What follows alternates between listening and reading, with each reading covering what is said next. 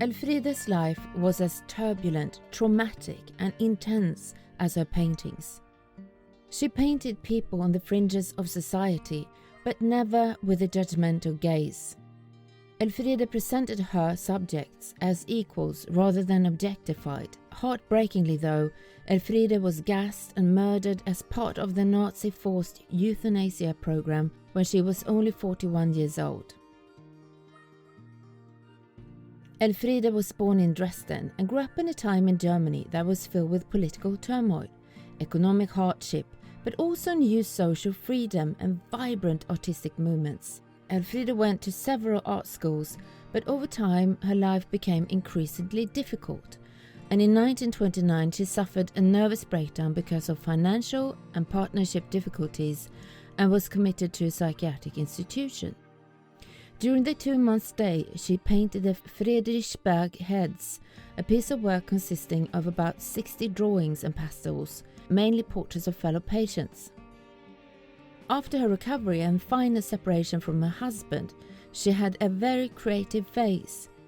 She painted numerous paintings of Hamburg's harbour, scenes from the life of workers and prostitutes, and pitiless self-portraits.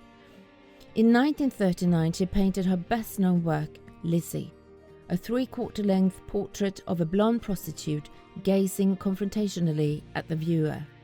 But despite some exhibitions, sales and smaller grants, she lived in grinding poverty. A few years later, her mental state worsened and she was admitted to a mental home and diagnosed with schizophrenia. But she was still creatively active though, creating arts and crafts. At the psychiatric institution, Elfriede refused to undergo sterilization, and as punishment she was denied permission to go out of the hospital anymore. She was later forced a surgical sterilization on the grounds of Nazi euthanasia policies.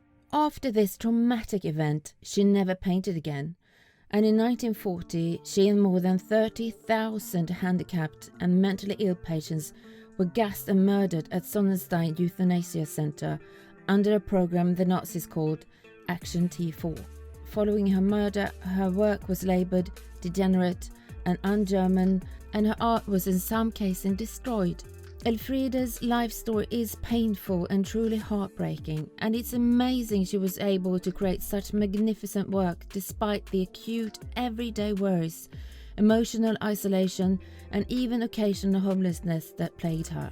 Her paintings portray persons living on the margins of society, social outsiders, minorities and outcasts. But Elfriede unmasks but never moralizes. We think Elfriede had the unique talent to capture the subject's soul and personality, because they feel so close and very much alive.